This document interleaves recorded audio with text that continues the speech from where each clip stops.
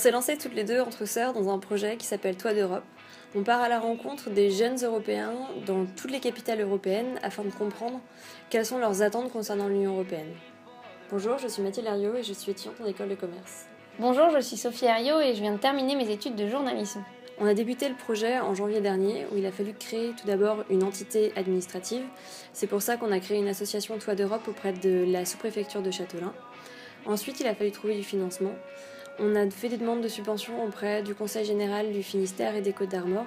On a aussi pu compter sur la générosité du Rotary de Châtelain et de la presqu'île de Crozon, ainsi que du Conseil d'entreprise de l'Aulne. On a lancé une campagne de crowdfunding sur Ulule.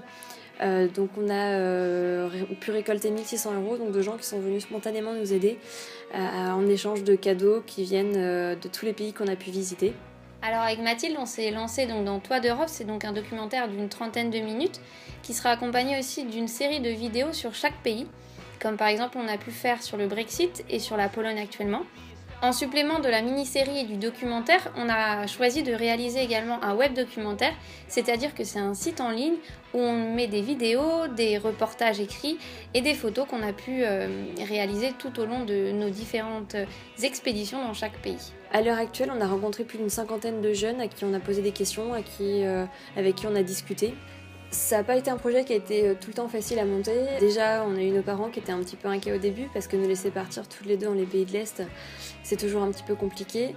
Ensuite, le financement a été compliqué parce que financer un tel projet toute seule, même si on a travaillé l'été, même si on a un petit peu de sous de côté, c'est quand même de grosses dépenses. Si j'ai un conseil à vous donner, c'est vraiment de poursuivre vos projets comme celui de Toits d'Europe parce qu'au début, on ne savait pas non plus si ça allait marcher ou non. Moi, je suis partie l'année dernière en Erasmus en Allemagne et j'étais pas forcément très très bonne en langue. Ça m'a fait vraiment me rendre compte qu'il fallait travailler les langues et que quand on est dans le pays, ça nous fait forcément progresser. Donc pour moi, c'est un conseil de partir à l'étranger parce que ça va forcément vous faire gagner en maturité, gagner en culture sur le pays et gagner en ouverture d'esprit. Ce projet, au-delà du documentaire et du web documentaire, il est aussi important pour nous humainement.